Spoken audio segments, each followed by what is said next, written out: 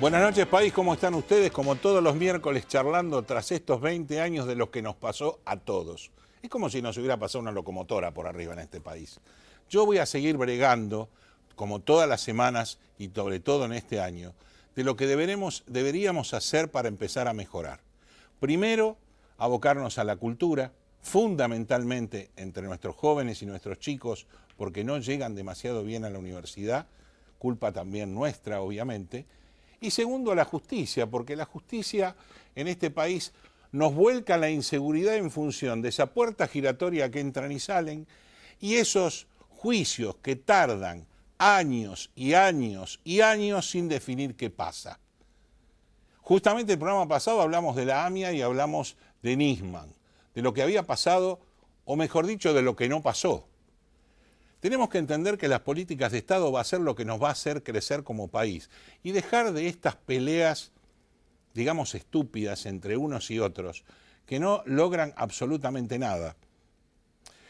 Yo creo que, por un lado, estamos con un gobierno que recibe crítica permanente, constante, está todo mal. Lo que hace está todo mal. Algunas cosas mal hace, no hay ninguna duda. Pero a su vez me preocupa que muchas de esas críticas vengan de los muchachos que gobernaron 12 años y que tenían, aparentemente hoy saben todo lo que hay que hacer para que este país funcione, pero por humildad en 12 años no lo demostraron. Entonces yo me pregunto, si nosotros tenemos que tratar de ir hacia adelante, ¿no estamos muy avanzados pensando ya en las elecciones del próximo presidente? No tenemos a quién elegir. Por un lado vemos cómo cae Macri, por otro lado vemos que se enerva y se levanta Cristina, Dios no lo permita, de esa imagen que hasta acá llegó sin hablar. Y después tenemos al locutor de América, como Tinelli, participando de una política que no participó, de una AFA que no pudo entrar y de una empresa que hasta ahora todas las que tuvo las hizo quebrar. O por él o por sus socios. No nos olvidemos que hay parte de los socios de Tinelli que hoy están presos. Y Tinelli creó una nueva empresa que esperemos que funcione con toda su familia, ya que se llama así, la FLIA, y que aparentemente de un lado y del otro lo están tentando debido al corto tiempo que tenemos para que se instale un político con conocimiento de la gente y no invertir las tremendas cantidades de dinero para que lo conozcan. Otro tema importante, el dinero recaudado para las campañas que ninguna, salvo Margarita y Del Caño, pudieron cubrir la auditoría y justificar los fondos, de dónde provienen y para qué. Yo creo que estamos todos pensando que este país no tiene arreglo, pero todos los países tienen arreglo, dependen de nosotros. Yo soy de una generación que participó en esto que estamos viviendo. Llevamos muchos años de decadencia. Nos equivocamos, seguimos siempre las mismas políticas, no podemos obtener un distinto resultado si manejamos siempre la misma posibilidad.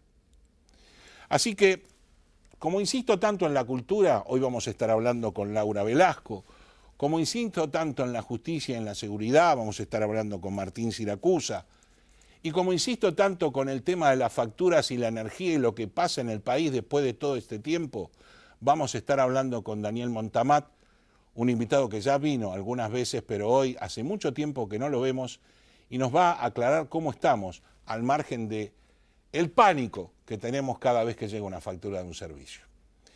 Por supuesto vamos a estar terminando el programa con el doctor Peña y ustedes van a participar como siempre en Twitter, en Instagram, en Facebook, en YouTube, en todos los lugares donde nos quieran, nos pueden ver, pueden participar llamando por teléfono y dejando su mensaje, y pueden participar escribiéndonos un mail que nosotros lo contestamos para que hacer más interactivo esto que es Economía Ahora, 20 años después. Señor director, los que auspician este programa y venimos de lleno a hablar con los invitados. Gracias.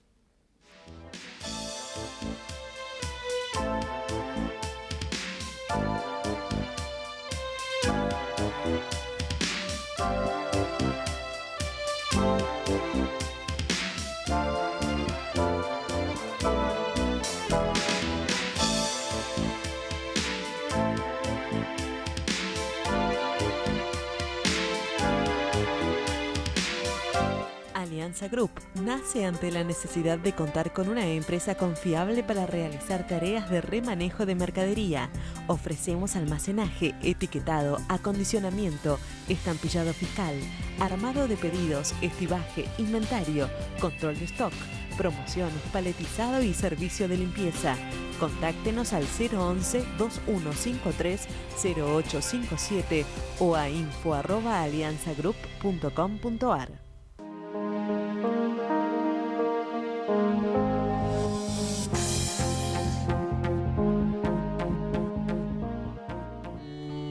Relevamientos y auditorías fiscales Sociedad Anónima. La optimización de los recursos tributarios son nuestro objetivo. Una vida de experiencia, brindando servicios y dando soluciones a empresas y a organismos tributarios provinciales y municipales. Para información, relevamientosauditorías@gmail.com. Bodega Iacarini cuenta la historia del vino de San Rafael.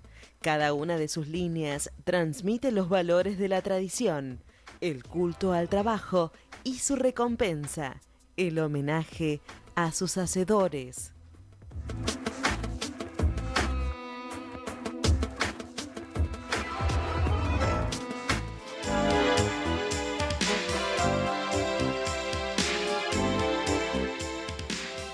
Bueno, primer bloque del programa y vamos a estar hablando de educación nada más ni nada menos que con Laura Velasco, licenciada en letras, profesora, recibida en la UBA, un orgullo de la Universidad de Buenos Aires que te tuvo a vos y me tuvo a mí, y que creo que todos defendemos a esa universidad por todo lo que significa para nosotros, ¿no? Yo hablo mucho de la educación, sobre todo en este ciclo, porque creo que es uno de los baches que tenemos en este país, que no tenemos una política de Estado para empezar a cambiar la educación al siglo XXI y a las necesidades del siglo XXI, y trasladar a los chicos e interesarlos en una educación interactiva para que sean mejores o para que estén más interesados en la cosa. Contame vos, que debés saber mucho más que yo de este aspecto. Sí, muy bien decías, yo reivindico tal cual la universidad pública. Yo en verdad me recibí, vos sabés, primero de maestra, de profesora para la enseñanza primaria en un profesorado de la Ciudad de Buenos Aires, que es el Normal 4, y paralelamente inicié la carrera universitaria, me recibí de profesora y de licenciada en letras. Y estas dos formaciones, ¿no?, que tienen que ver con la educación, claro, que tienen que ver con la educación tanto en el nivel primario como en el secundario y terciario, tienen que ver con un tránsito por la escuela pública que también hicieron mis hijas. Yo tengo dos hijas jóvenes ya, estudiaron en el Nacional Buenos Aires después de haber cursado su escolaridad primaria también en la escuela pública estatal, y creo que es para todas y todos una preocupación que la escuela pública sea una escuela inclusiva y de calidad. Y es absolutamente estratégico para cualquier proyecto de país invertir en educación, justamente no pensar en la educación como un gasto, como un costo social. Sí, pero al margen de eso, porque yo no digo que no se ha invertido en educación, yo digo que se ha invertido, inclusive el gobierno anterior ha invertido mucho más de lo que se planteaba en educación. El problema es cómo administro la inversión y si realmente estoy capacitando a los docentes para hacer un cambio estratégico de educación hacia el alumno. Claro que sí. Creo que por ese lado va. O sea, nosotros escuchamos, invito a mucha gente de educación sobre todo, porque yo escucho de ellos, principio de año pelea por los salarios, mediado de año pelea por los salarios, los alumnos afuera, los salarios adentro. Y nos planteaban, inclusive gente del sindicato, que hay asambleas, que tienen discusiones, pero eso no, la gente no lo ve. Y tampoco vemos que haya un incentivo para hacer un cambio, porque por ahí no vemos el problema realmente, que ustedes lo tienen que ver. Totalmente. Hay dos cuestiones, digamos. Por una parte hay una cuestión que indudablemente es presupuestaria, porque sin ninguna duda cuando se están discutiendo a mitad de año problemas salariales, estamos en vacaciones de invierno y Con el riesgo de que no inicien las clases en la segunda etapa del año, estamos mal, como bien decís. Sin duda, ante una inflación que está cerca del 30% y paritarias del 15%, lógicamente se pierde salarios, no son salarios dignos, implica un problema, ¿no? Estar discutiendo, creo que se tendría que haber resuelto al inicio del año, se tendría que haber dado prioridad a la educación y particularmente acá en la Ciudad de Buenos Aires, es un distrito donde ya perdimos 10 puntos de presupuesto educativo. Entonces, eso es un problema. Después se expresa en distintas cuestiones. Por ejemplo, bueno, ahora estamos debatiendo en el Congreso Nacional el proyecto respecto del aborto legal, ¿no? Así es. Todos quienes están a favor y quienes están en contra del proyecto, absolutamente todos dicen se tiene que aplicar la educación sexual integral en primera instancia. Ahora, después cuando uno busca en los presupuestos, en la ciudad o en la nación, no existe, que se están destinando, no existe. No existe, sí. Entonces, ahí tenemos cuestiones que son absolutamente claves, que son presupuestarias. Y hay otras cuestiones que, como bien decís vos, tienen que ver con el proyecto pedagógico, ¿no? Con que realmente en cada una de las cuestiones que se quieren trabajar en las aulas, se avance con la formación docente, se den herramientas, que son herramientas informáticas a los alumnos. Conectar Igualdad está hoy por hoy prácticamente desmantelado. Y en formación docente tenemos un problema porque el Infod, que en algún momento se había lanzado como un gran proyecto de formación en el plano nacional, presencial y virtual, ¿no? Porque una parte también es virtual que se lleva adelante, programa Nuestra Escuela y demás, son programas que no se han pensado como políticas de Estado que tengan una continuidad entre un gobierno y otro, ¿no? Porque no puede ser que llegue un gobierno y desmantele todo. Justamente eso es lo que pedimos. Así una es. política de Estado no debería tener el vaivén de la política.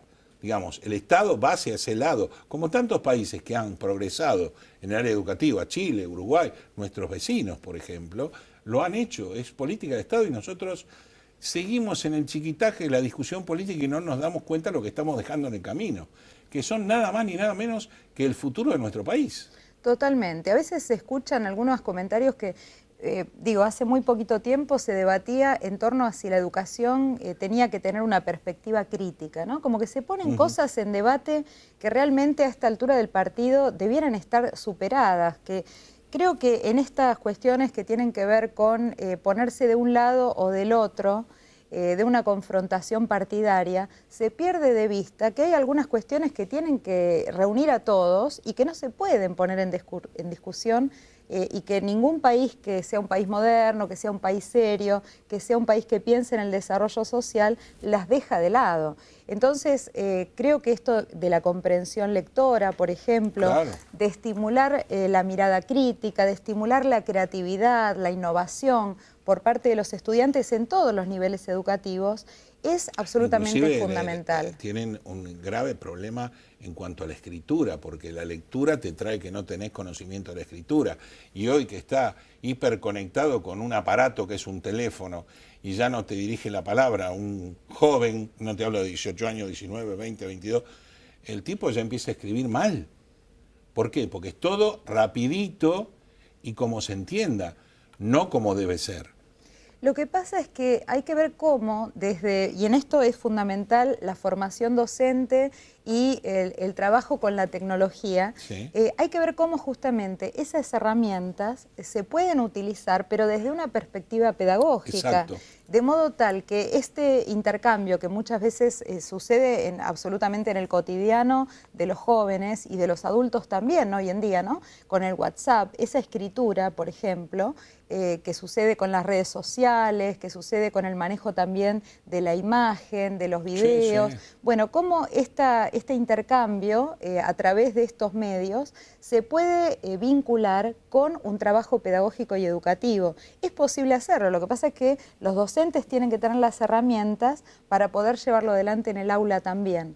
Y creo que en esto la formación docente es absolutamente clave, tanto en términos de lo que es la capacitación permanente en servicio, inclusive virtual, como decíamos recién, el programa nacional que depende del Ministerio de Educación, que depende del Infod, pero también en la formación de base, ¿no? Acá en la Ciudad de Buenos Aires hay un debate importante en relación con eso, vos sabés, con el proyecto de Unicaba, que ha debatido, bueno, hoy por hoy pareciera que en la legislatura está un poco demorado el debate al respecto, pero ha generado gran revuelo porque en verdad se ha planteado un falso debate, ¿no? Jerarquizar la formación terciaria, la formación docente de base, dándole un vínculo con la universidad, no es malo para nada. No. De hecho, podría ser un desafío de la ley de educación superior que tenemos, que es muy vieja, que es de los años 90. Sí. Sin embargo, se lo ha puesto como una confrontación respecto de los profesorados que hoy existen en la Ciudad de Buenos Aires. Sí. Prácticamente se ha planteado que significara cerrar 29 instituciones con una tradición, como el Joaquín B. González, por ejemplo, sí, sí. Donde se han formado escritores, para mí es un desastre, científicos, premios Nobel. Entonces, no puede ser que se culpabilice o se estigmatice a los docentes como que ya fueran algo obsoleto, porque ese también es el mensaje que ya estamos dando negativamente a los estudiantes. Creo que es importante decir, bueno, esto tenemos, valoricemos lo que tenemos, cómo lo podemos mejorar, pero no decir esto nos sirve y vamos a venir con esta intención de fundar algo nuevo que no sabemos bien qué es, porque tampoco se ha dicho cuáles son los especialistas que han trabajado en esos proyectos, qué pedagogos y qué pedagogas han sido los que han trabajado para plantear realmente un proyecto que sea valioso para la comunidad educativa. Hay que trabajar con los rectores, que son especialistas y que han concursado, ¿no es cierto? Entonces, ellos son también los especialistas, los docentes. A nosotros se nos acaba el tiempo, pero realmente es interesantísimo, es un tema que a mí me apasiona. Así que yo te voy a convocar nuevamente para que sigamos charlando de esto que sí a mí me afecta mucho, que son estos cierres que se pretenden hacer y que son emblemáticos, ¿no? Tanto no solo, como vos dijiste, Joaquín B. González, sino elementos que son de repente de formación física, de todo tipo de formación, y que no se sabe muy bien para dónde se va. Exactamente, porque justamente, como bien decís, hay una variedad de formación que no se puede resumir en un solo lugar, incluso en la territorialidad de la Ciudad de Buenos Aires, en la cantidad de docentes, de alumnos que estudian.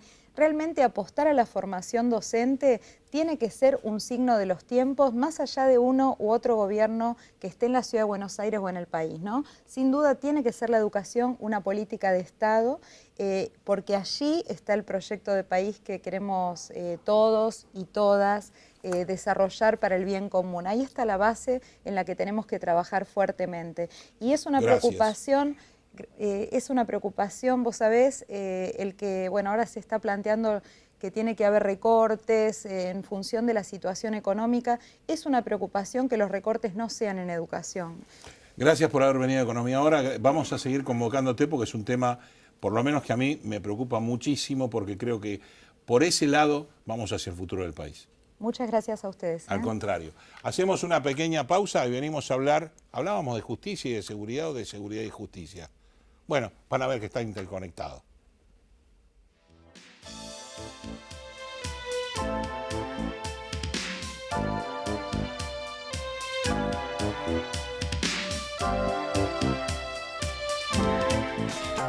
Oeste PAC, desde hace 20 años en zona oeste.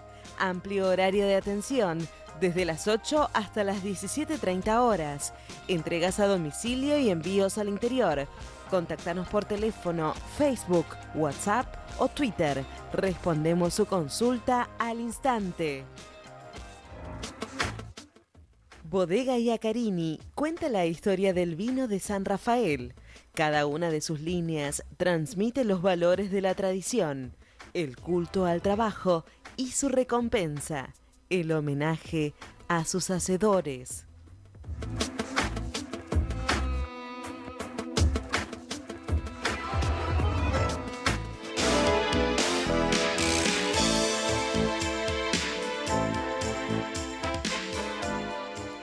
Bueno, segundo bloque del programa, y dije que íbamos a estar hablando de seguridad. Estoy con Martín Siracusa, aunque usted no lo crea, es economista. Pero a su vez está dentro del Ministerio de Seguridad. Así es. Y a su La vez... gente se va a preguntar qué hace un economista como subsecretario de Administración del Ministerio de Seguridad. Bueno, administramos, ¿no? Estamos trabajando todo el Está área bien. económica. Sí, pero por ese lado te la di. a su vez, sí, me diste ahí el pie. pie, pero no, a su vez, un fan de Argentinísima Satelital, porque de chico, ¿no? A mí me gusta el folclore, y de chico no había tanta disposición No, como hay ahora que buscas la música donde querés. Era el canal. Entonces te gustaba, tenías que poner Argentinísima, así que muy contento. Bueno, gracias por haber venido a Economía Ahora nuevamente. Y por un lado, te pregunto, yo en la apertura hablaba de justicia y que la injusticia, en realidad en un momento dado nos dijeron que la inseguridad que sentíamos los argentinos era una sensación, cosa que es una estupidez, porque la inseguridad no solo la sentimos, la vivimos y la sufrimos los argentinos. Eso tiene mucho que ver con la justicia y tiene mucho que ver con el Ministerio de Seguridad. ¿Vos cómo estás viendo? Además, después empiezan los tembladerales políticos del país, como pasó que el presidente habló de sacar un decretito que hablaba de los militares y ya la contra, como digo que siempre está todo mal, dijeron ya sacamos a los militares a la calle, vamos a empezar a hacer Honduras, y el presidente y los demás políticos tienen que aclarar que no pasa eso. ¿Cuál es la verdad de la milanesa en seguridad hoy? Mirá, nosotros nos pusimos objetivos claros, concretos, y nos comparamos. Nos comparamos con el gobierno anterior, pero especialmente con nosotros mismos. Entonces nosotros en los últimos 2 años bajamos los homicidios un 23%. ¿País? A nivel país. Esto nos pone en una situación, por supuesto que cuando uno habla de estos temas, siempre las cifras grandes, es importante saber que bajamos los homicidios, pero después cuando se va al caso puntual, por supuesto que todos son tragedias y todos son temas muy complicados. Obviamente. Pero el Departamento de Estado de los Estados Unidos ha recomendado a la Argentina como uno de los 4 países más seguros del mundo. Ahí está Japón, Canadá, Chile y ahora Argentina. Entonces, para nosotros eso es una forma de medirnos y de saber que si estamos haciendo las cosas bien. Como que te juzga un tercero. Y está bueno además tener estadísticas. Vos sabés que en nuestro país hay un montón de estadísticas que desde el año 2007 no se siguieron, ¿no? Desde la inflación, y tampoco se medían correctamente los índices de inseguridad. Había una frase que de eso no se habla. Bueno, todas las intervenciones, todos los mensajes mafiosos de Moreno en la tele. Te doy un caso común que a mí me tuvieron tapado la boca 3 años en televisión. Bueno, cuando Moreno se ponía los guantes de box, sí, y salía a apretar a los periodistas y a los consultores económicos, bueno, ahí no había estadísticas y no había un INDEC que podía salir a dar cifras creíbles. Nosotros creemos en decir la verdad como gobierno y creemos en medirnos a nosotros mismos. Eso no quita que hubo errores, eso no quita que la situación económica está muy difícil. Y si hay sobre errores, todo para vos, que sos economista, te das cuenta que estamos en un tembladeral complicado. Mundo Argentina. Argentina sobre todo porque es muy sensible a lo que pasa. Y si hay errores, los reconocemos, tomamos medidas sobre eso y sí, estamos en un barco en el medio de una tormenta en el Atlántico, ¿no? Y es verdad que cuando vos tenés un mundo en donde Estados Unidos, que tiene el poder económico que tiene, te prende una aspiradora de dólares, y sí, es normal que el dólar suba en todo el mundo. También es cierto que un país como la Argentina, en donde hay un historial de 40, 50, 70 años de crisis cambiarias y de inflación, es cierto que nos afecta más que por ahí que a otros países. Pero nosotros también tenemos que saber que en un contexto así tenemos que estar todos juntos. Según tu concepto, ahí te saqué de seguridad económico, ¿por qué nos afecta más? Nos afecta más porque Argentina no produce dólares. Bueno, ningún país emergente produce dólares. Bien. Pero vos pensá, por ejemplo, la diferencia con Chile, ¿no? Chile tiene una economía que se empezó a industrializar, pero tomando como base, ¿qué? El cobre. Y vos con el cobre podés tener un problema externo, que es el precio internacional. Pero no te agarra ni una inundación ni te agarra una sequía. Nosotros, nuestra fábrica de dólares, que es el campo, este año ha sufrido una de las peores sequías. Sí, la desaceleración económica es fundamentalmente por la sequía. Prácticamente cayó el campo un 30%. Sí, y más también. Y más también. Y eso hizo que que la industria crezca un 3% anual pase desapercibido, que la construcción crezca un 10% anual pase desapercibido, que el comercio crezca un 5% anual pase desapercibido, porque dentro del promedio el campo es muy importante para la Argentina. Y por supuesto que también tenemos un mercado financiero que está poco desarrollado. La bolsa, el Merval, tiene prácticamente el tamaño de Twitter, de una sola empresa norteamericana. Y ahí vos te das cuenta que cualquier shock externo genera un impacto muy grande, Además el argentino tiene una cosa con el dólar, ¿no? Porque si vos le preguntás a un brasilero cuánto vale el dólar o a un japonés cuánto vale el dólar, no sabe. A nuestros vecinos no les interesa el tema dólar, argentinos sí, pero tienen su razón de ser. Primero porque somos los mayores evasores y sacamos los dólares afuera. Porque los sacamos en dólares, porque no, los sacamos del país y de tributar, que a mí me encanta. Después vamos a pedir prestado al Fondo Monetario y criticamos a los que pedían prestado porque el Fondo Monetario nos presta. Pero el que fuiste a pedir prestado fuiste vos. Entonces, te damos marchas contra el Fondo Monetario. Yo ya como me estoy tiñendo las canas hace mucho, ya la viví. Ya vivimos todas. Vos sos joven, pero prácticamente hemos vivido la misma política permanentemente. Alguna vez la tenemos que cambiar. Bueno, nosotros estamos decididos a cambiar esta política. Y el tema del narcotráfico, para volver un poco a la pregunta inicial... Ese tema es un tema interesante. Para nosotros fue un cambio de política, un giro de timón de 180 grados. Y... Sí, es difícil, no nos olvidemos que estamos... Si vos hablabas de lo que es la economía, por ejemplo, del Merval, si vos la juntás con el narcotráfico, papito, no tenemos economía. Mueve en el mundo 650.000 millones de dólares. Eso es más que el PBI de la Argentina, es más que todo lo que produce la Argentina en un año. Imagínate además a ver, con las incautaciones que nosotros estamos haciendo aumentaron fuertemente y aún comparado con nosotros año a año aumentan un 20%. Sí. Pero hay drogas como las drogas sintéticas o las drogas de diseño que entre el 2015 a hoy aumentaron más de un 1000% las incautaciones. O sea que incautamos 10 veces lo que incautaban en el 2015.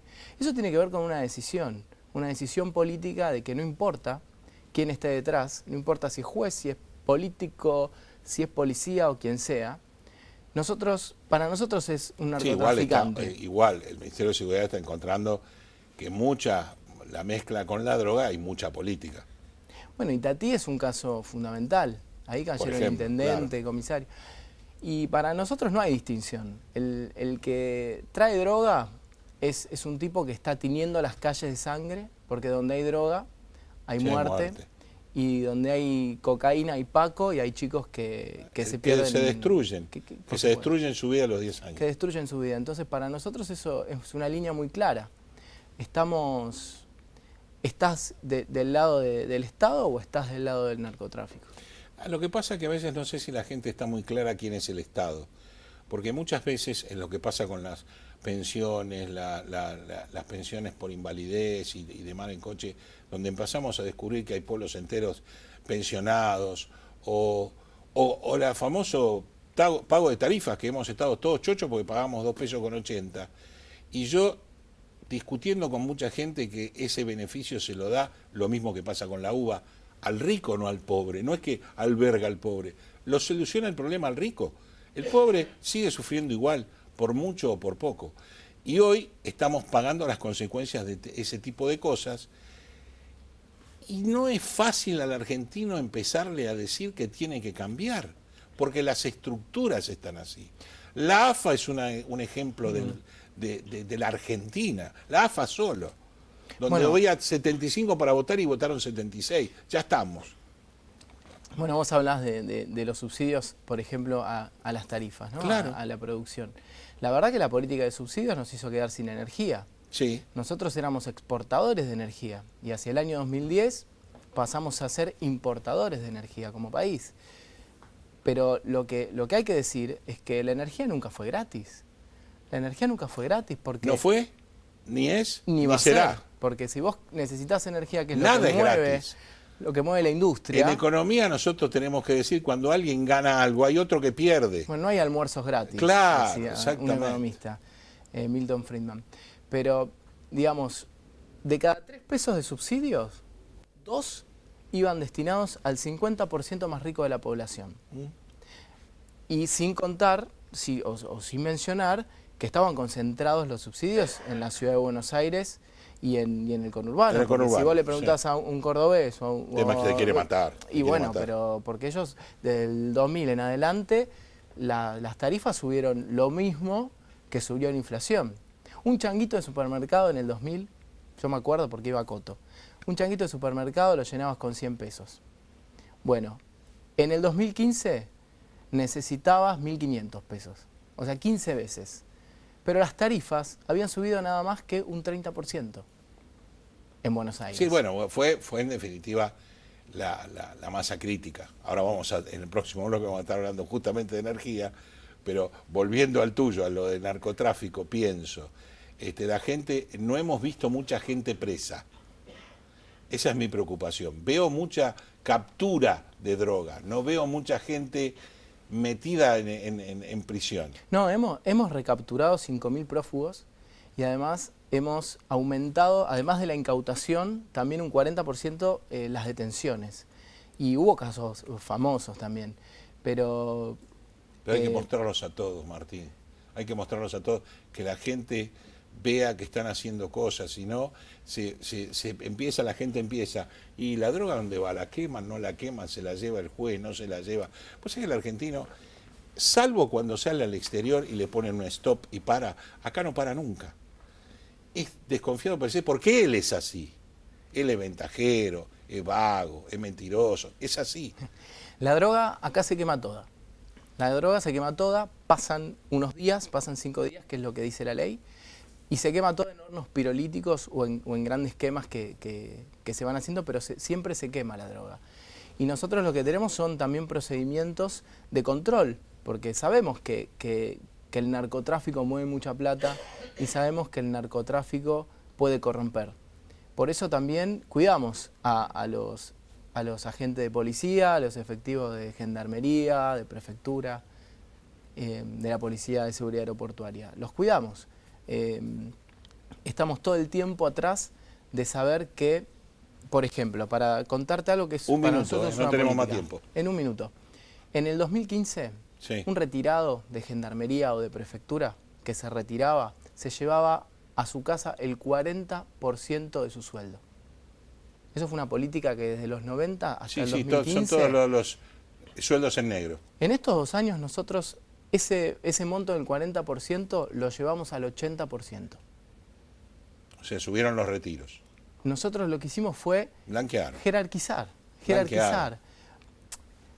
Blanqueamos, pero además jerarquizamos, porque era un reconocimiento, porque es una forma de mostrar que la pirámide de la jerarquía vale, que un retirado tiene reconocimiento y que una persona que da la vida o que arriesga su vida todos los días para cuidarnos a todos nosotros, para cuidar a la sociedad, se merece nuestro respeto y se merece nuestro reconocimiento. Gracias, Martín, por haber venido a Economía Ahora. Y sobre todo te doy gracias porque confías en la política, que muy pocos confían. Sos joven, no te hagas perder en el común denominador del político que después no hace nada, se llena sus bolsillos y se olvida de la gente. No te olvides nunca de la gente. No me voy a olvidar, muchas gracias. Gracias a vos por haber venido. Hacemos una pequeña pausa y venimos a hablar nada más ni nada menos que con Daniel Montamat.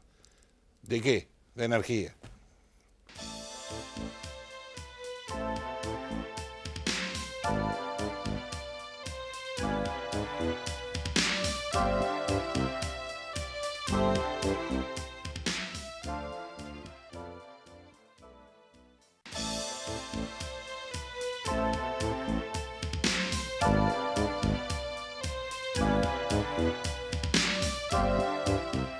Bueno, tercer bloque del programa y esta vez estuvimos hablando de energía, pero ¿cómo no vamos a hablar de energía con Daniel Montamat? Gracias por estar con nosotros, ex secretario de Energía. Y decinos, ¿cómo está hoy la matriz energética en Argentina? Qué pregunta livianita, ¿viste? Sí, estamos en transición, porque el paciente energético estaba en terapia. Sí, sí. Pasó a terapia intermedia y está en la cama, pero todavía está bajo cuidados. No pasó a sala común. Todavía no ha pasado a sala común. Ujú. Hacia futuro lo que le podemos decir a la gente es que tenemos un paciente energético que se va a recuperar y se puede recuperar totalmente, porque el potencial energético que tiene este país, Raúl, es impresionante. Acá hay un problema de gestión, de mala política, de mala administración, pero la Argentina tiene energía abundante para conformar un capítulo de un proyecto de desarrollo que todavía se debe. Entonces, ¿cómo está la matriz energética? Recomponiéndose. Estamos, y empecemos por las buenas, ¿no? Porque se está invirtiendo mucho en no renovables. Se está invirtiendo en no renovables muy mucho, que no tenían ningún rol en la matriz energética anterior, porque si tenés pisado los precios de la energía fósil, no hay lugar para las renovables, y eso lo teníamos. Se están recomponiendo los precios de la energía fósil, tanto petróleo, combustibles como gas natural. Todavía en esas tarifas que asustan, que vos decís cuando llegan, todavía hay parte de subsidio generalizado. No, lo sé, pero ¿no es una parte quizás del error de no informar a la sociedad hasta dónde tenemos que llegar? Y sí, puede ser. Porque la incertidumbre de la persona es que dice, bueno, yo pagué, no sé, 2.000 en el año, anualmente en el 15, pagué 8.000 en el 16, pagué 14.000 en el 17 y en el 18 voy por 16 y estoy a mitad de año. Sí. ¿Cómo termino? O sea, la incertidumbre de la persona, es decir, ¿podré llegar a pagar la factura un día? Generalmente hay que explicar dos cosas.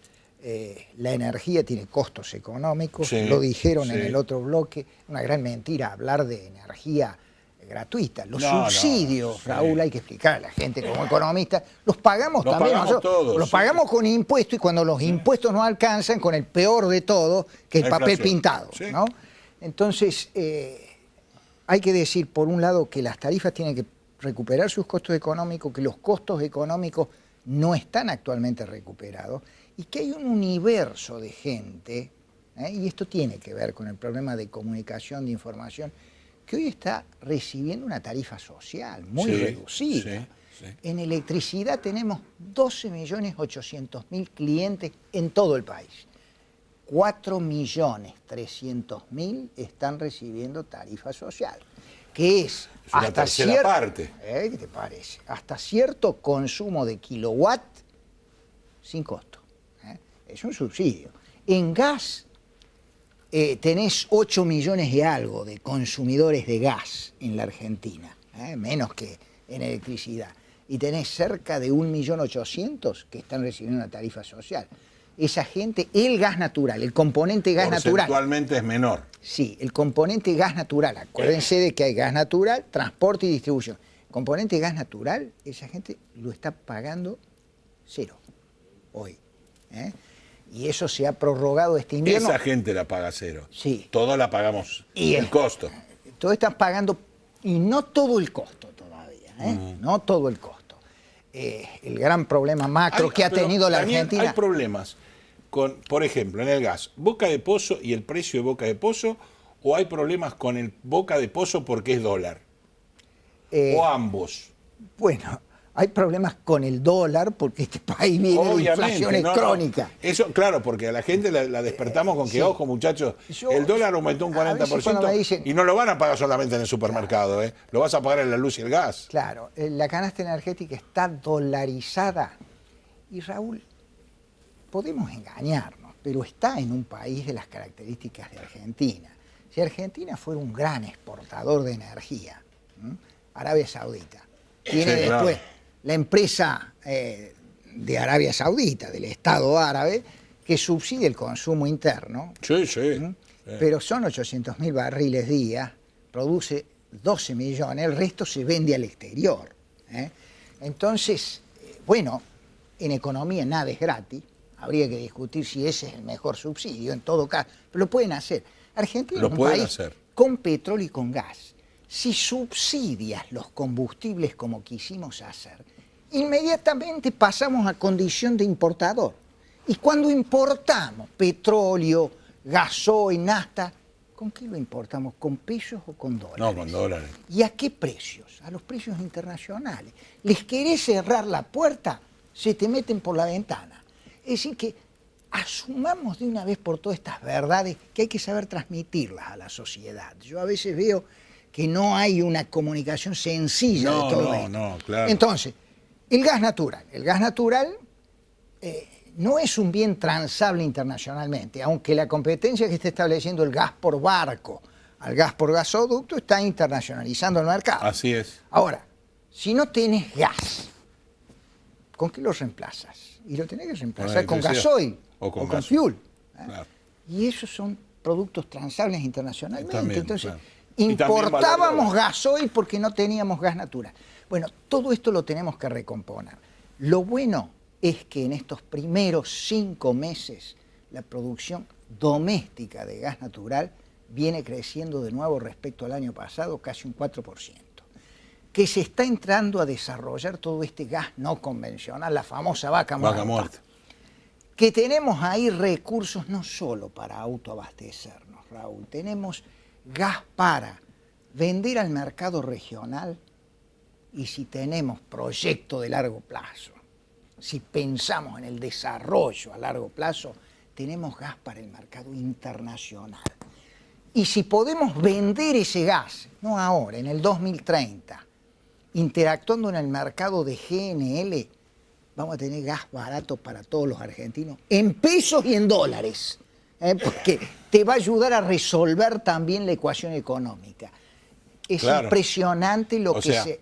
Decíamos antes que justamente Argentina no es una impresora de dólares y que la generación de dólares, como pasó con Chile, que es el cobre, en Argentina fue la soja y el cultivo. Y el cultivo cayó por esta tremenda sequía que hubo, pero bueno, estás hablando de algo que abre y cambia la matriz económica del país. Sí, y que es un capítulo, una estrategia de desarrollo, porque podés llegar a tener un gas a precios muy competitivos para la señora que consume y enciende el calefactor, pero también para la industria. ¿Qué es lo más importante? ¿Qué es lo más importante? El desarrollo industrial. El desarrollo industrial, con lo cual yo creo que tenemos que dar esta perspectiva. Estamos con el paciente todavía en el hospital, pero se van despejando y recuperando muchas cosas para que este sector, que es de largo plazo, tenga estas cuestiones resueltas. 3 palabras. Primero, estrategia. No podés, como hicimos y como tantas veces insistimos en la Argentina, entrampar este sector que es capital intensivo en el corto plazo. Claro. Es una locura. Estrategia de largo plazo. Segunda palabra, reglas. Necesitas reglas para el largo plazo. Lo sometimos a una intervención de tipo discrecional. Le cambiamos las reglas, porque íbamos para allá, después volvíamos para el otro lado. Y en tercer lugar, señales de precio, porque es inversión en capital fijo. Para inversión. Si yo vengo y entierro en un yacimiento argentino, me cambias las reglas, no puedo decir, bueno, me llevo el yacimiento Uruguay, porque ahí los uruguayos son un poco más serios con todas estas cosas. Entonces, si entendemos estas cosas básicas, yo creo que el paciente energético mejora, vamos a tener energía abundante y a precios competitivos. Daniel, fue una bocanada de aliento esto que vos das y como sé, no solo tu prestigio, sino tu seriedad, obviamente que lo creo y creo que debemos dejarnos de joder un poco políticamente unos con otros y ver lo que tenemos de positivo para poder generar un país en serio, ¿no? Y acuérdate de que yo formo parte de un grupo de exsecretarios de Energía, que frente a la gran crisis energética decidimos dejar de lado nuestras diferencias, porque nos peleamos mucho, y decir, este sector necesita mínimos comunes denominadores, consensos básicos. Eso se tradujo en un documento de 14 puntos básicos que firmaron todos los candidatos a presidente, menos el que era oficialista en aquella época. Bueno, y ahí tenemos un menú, un vademecum, de lo que es una política de Estado para un sector clave de la economía. Justamente eso es lo que se necesitan. Políticas de Estado independientemente del color político que tengamos. Así es. Para crecer en el país. Gracias, Daniel, por haber venido a Economía Ahora, como siempre. Un gusto, Raúl. Hacemos una pausa muy chiquita y venimos a hablar con el doctor Peña de reducir gastos.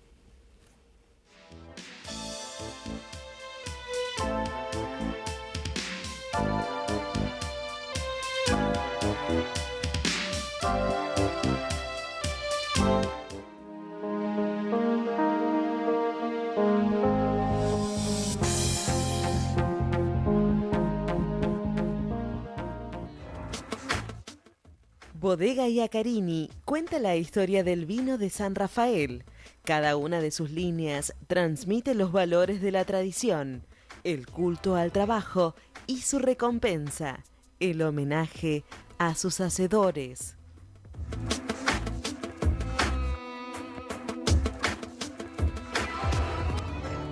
Relevamientos y auditorías fiscales Sociedad Anónima. La optimización de los recursos tributarios son nuestro objetivo. Una vida de experiencia, brindando servicios y dando soluciones a empresas y a organismos tributarios provinciales y municipales.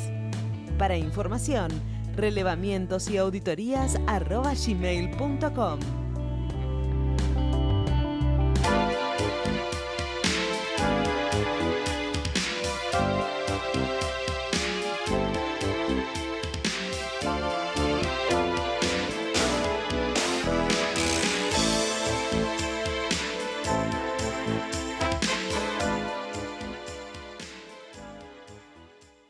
Bueno, hoy no hay libro porque tenemos que hablar con el doctor después que nos abandonó un tiempito. Gracias, doctor Peña, por estar con nosotros. Un día. Para mí es una eternidad, doctor. Bueno, son tantos años juntos que un día o un programa es una eternidad. Claro, no. Bueno, vamos a hablar de la coparticipación de la reducción de gastos. Ya que usted habló tanto tiempo de la coparticipación de ingresos brutos y de lo que participó en su momento, porque acá en la coparticipación de gastos todos dicen, sí, tenés razón, hay que bajar los gastos, pero a mí no. Claro, no, por favor, que no Claro, se hagan conmigo injusticia, no. que no se hagan injusticia. Exactamente. Nosotros no podemos hacer nada, no podemos tocar nada. Esto es bastante. No solamente la oposición, primeramente, todo lo que sea Fondo Monetario, hay un sector en el cual cree que es una mala palabra. Yo no digo ni que es bueno ni que es malo, pero sí que es necesario en este momento. Es una cuestión normal. Eso es real. Es real.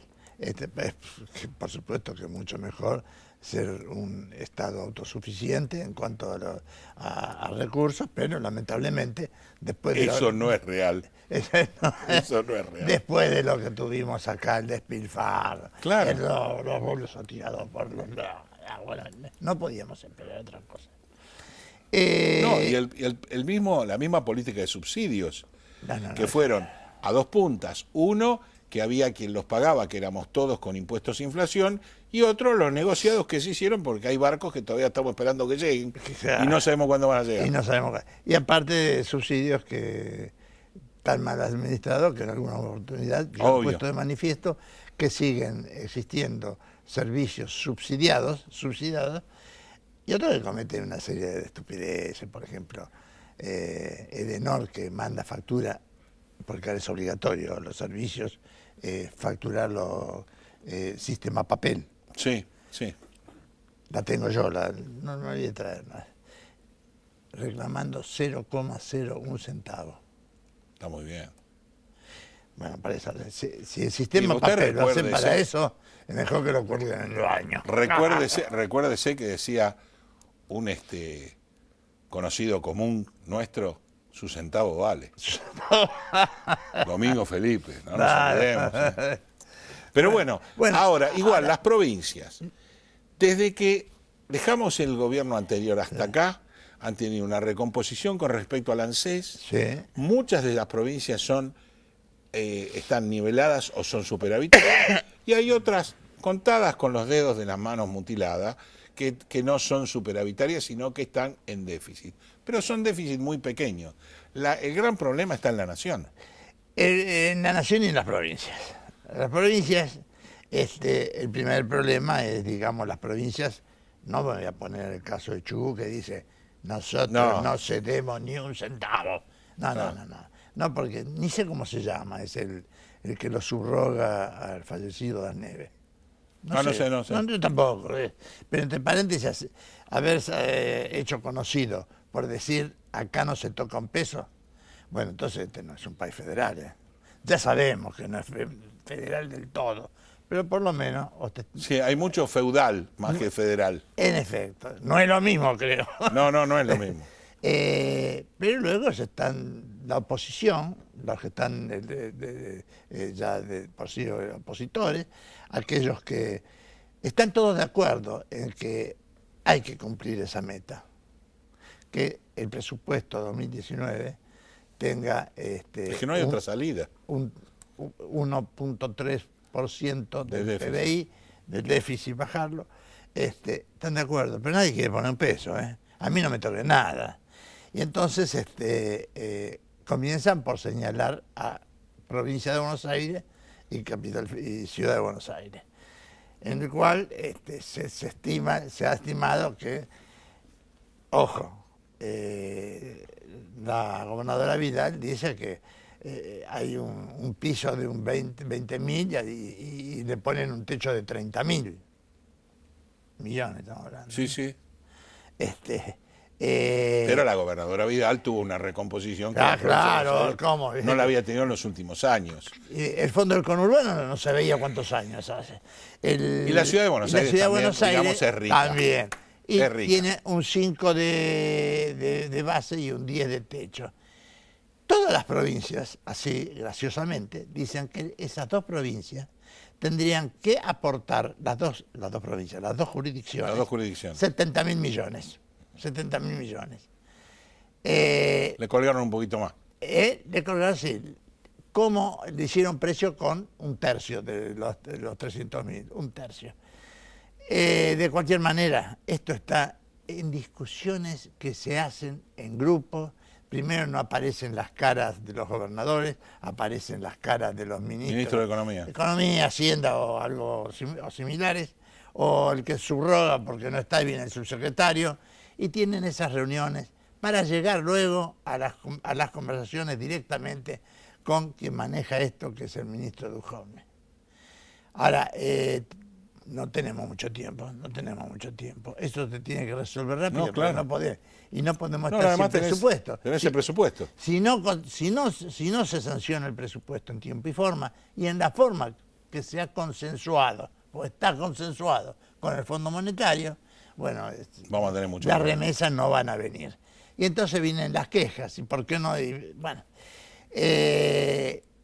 las provincias son, sacando, digamos, las que, no todas, algunas, porque hay algunas de Cambiemos que también están encontradas con el criterio de aportar para abreviar el déficit.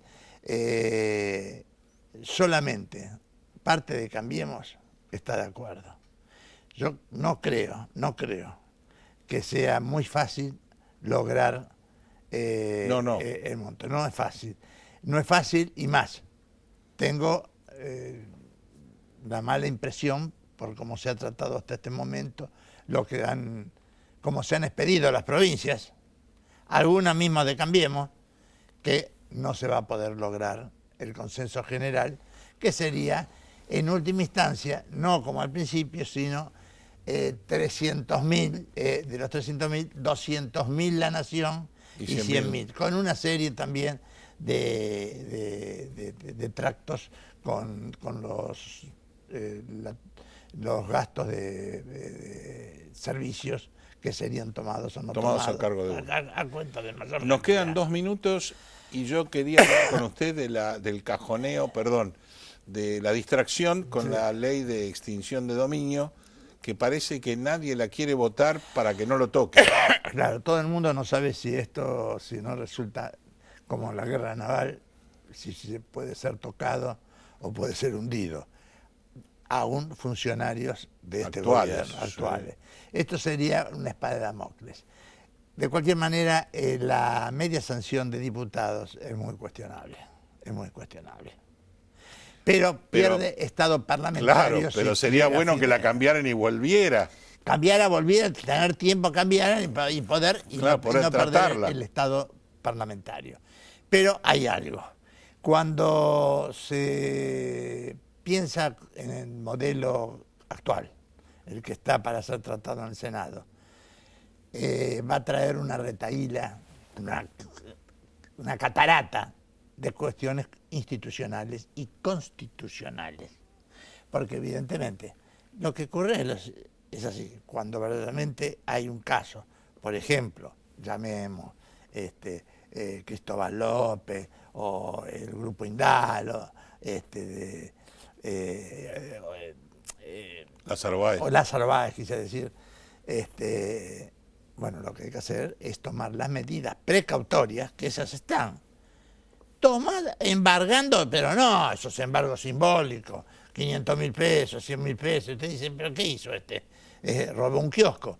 Bueno, con esas medidas precautorias se puede salvar para llegar. Porque si por medio de las acciones civiles se van a subrogar, las acciones se van a tomar como base la acción penal de primera instancia, y no, cualquier abogado, el que entró a la facultad, dio la primera materia, ya dice que es inconstitucional. Pero llegar a la sentencia firme no. Es un imposible. Gracias, doctor, por supuesto, y bueno, esto fue todo para ustedes. Yo creo que es eso, ¿no? O sea, más que inconstitucional, es una flor de pateada para adelante, y eso nos permite que la justicia no sea justicia. La justicia lerda es injusticia, y la cultura no bien desarrollada, que no es política de Estado, no es cultura. La semana que viene hablamos con todos ustedes, quizás un programa igual que este, pero siempre jugando para mejor. Hasta la semana que viene.